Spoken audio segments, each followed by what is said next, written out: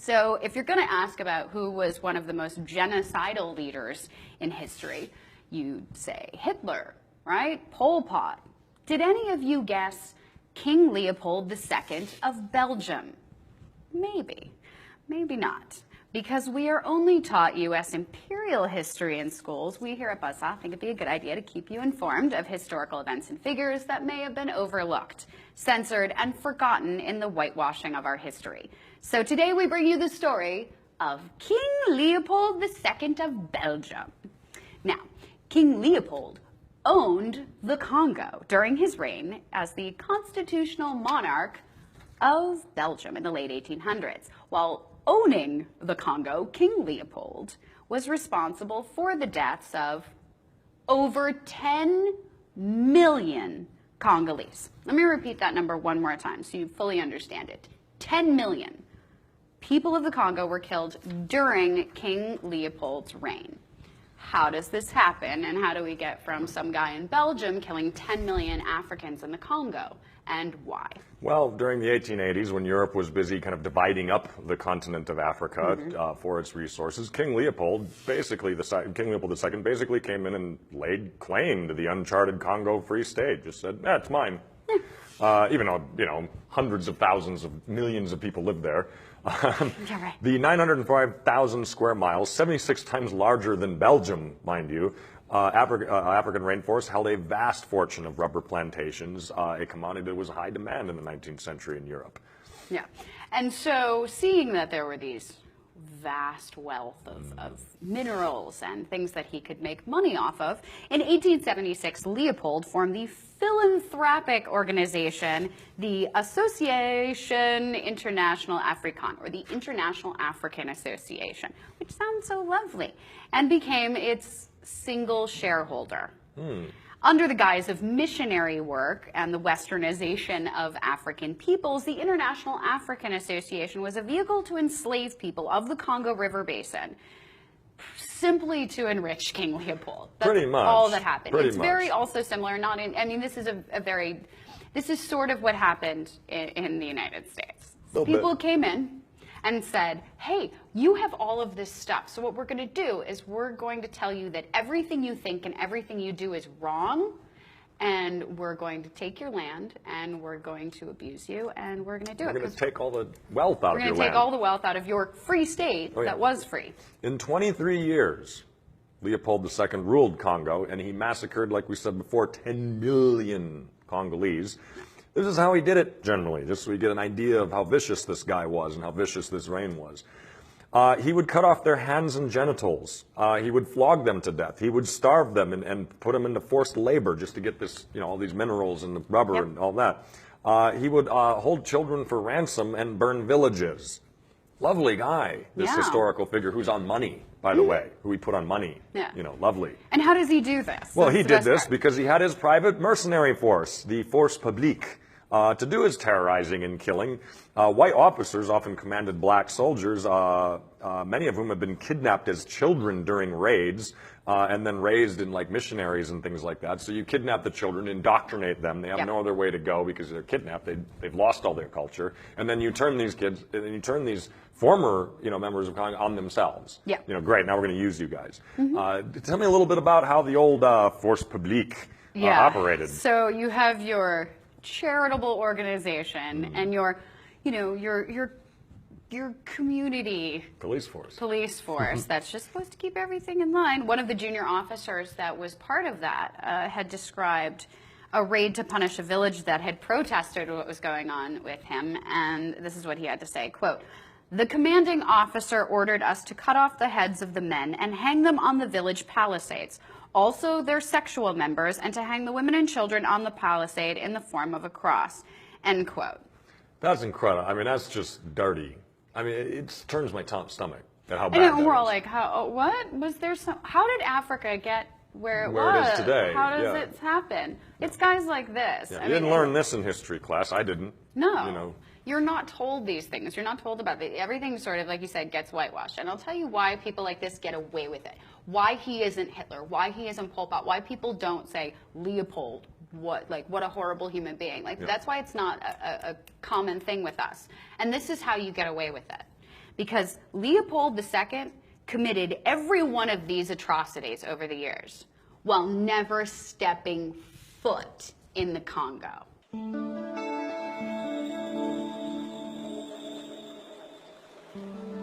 The humiliation and violence inflicted on black Americans was mirrored in Africa.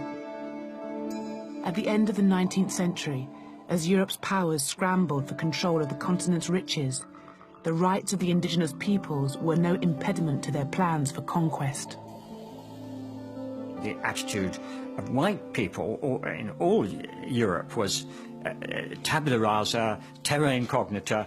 Here is a place which is a sort of no man's land. In other words, we can create our own states there, and we're going to bring order and civilize them. Always the word civilize was used, whatever you were actually doing, whether you were shooting them, you were civilizing them.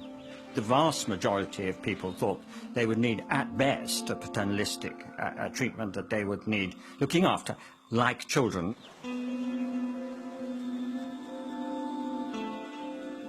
After the Conference of Berlin in 1885, Europeans embarked on a continent-wide land grab. In less than 20 years, 90% of African territory would be placed under European colonial rule. One of the main beneficiaries was King Leopold II of Belgium. Aware of the vast fortune to be made, he persuaded Europe's powers to recognize his sovereignty over one of Africa's largest regions, the Congo. Here was this man who became King of Belgium in 1865 at the age of 30. Enormously shrewd, enormously greedy, enormously ambitious, and with an absolutely brilliant sense of public relations. He hired the explorer Henry Morton Stanley, the man who found Livingstone, to go to the Congo and essentially stake out this huge territory for him. Leopold got first the United States and then all the major nations of Western Europe to ratify his seizure of this enormous territory in the center of the continent. First, Leopold created a smokescreen, claiming that he wished to educate a savage people. They were all really fooled by Leopold because they took him at his word. They thought he was a sort of a man who's going to lose all his money in this crazy philanthropic venture. But they didn't realize what he was really after at all, which was to make himself hugely rich by exploiting brown hands and broad backs who were going to carry the wealth of Africa and load it on ships for his own personal profit. Bring them! Extreme violence was employed to impose Leopold's dominion. The right hands of those who failed to meet rubber quotas were severed. Even young children were not spared. In 1896, a German newspaper reported that 1,308 hands had been gathered in one day. Leopold created a 90,000-strong army to enforce his rule. One of his lieutenants wrote, "Only the whip can civilize the black."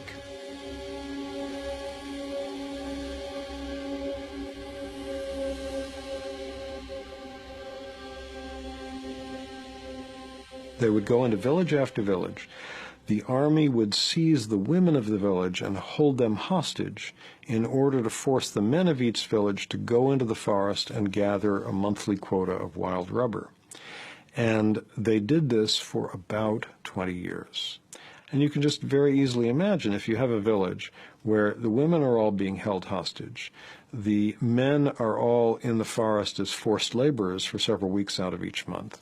There's nobody to plant and harvest food, to go hunting, to go fishing, to do all the normal things through which a community feeds itself. So from all of these causes, starvation, being worked to death, and most of all from the disease that hit this famine-ridden population, the best estimates are that between 1880, when King Leopold first got his hands on the Congo, and 1920, that in that 40-year period, the population was slashed from about 20 million at the beginning of that period to around 10 million at the end. So an enormous loss of human life.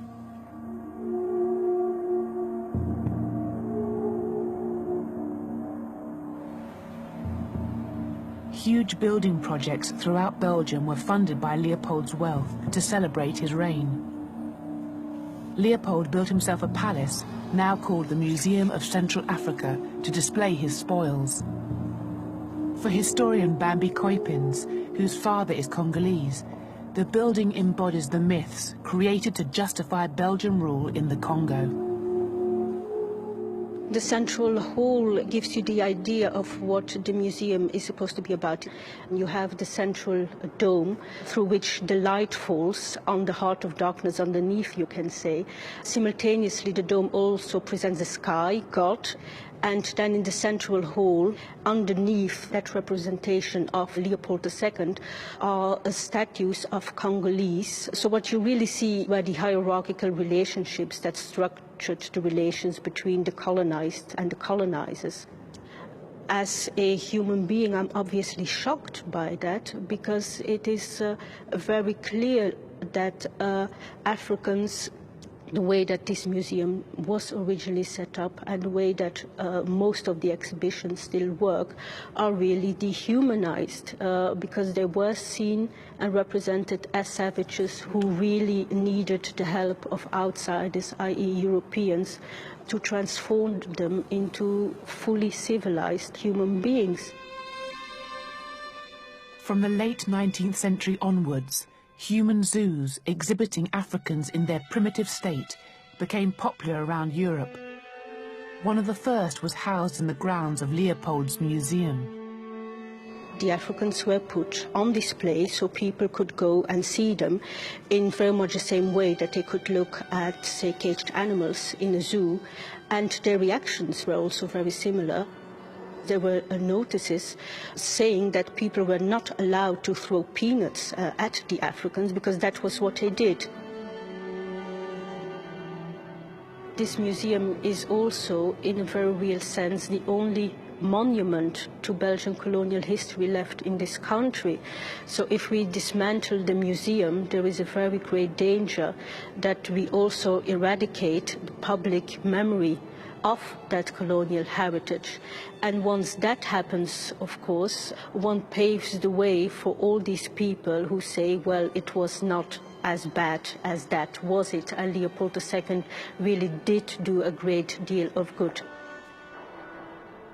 In 1908, the year before Leopold died, his crimes were made public and he was forced to hand control of the Congo over to the Belgian government.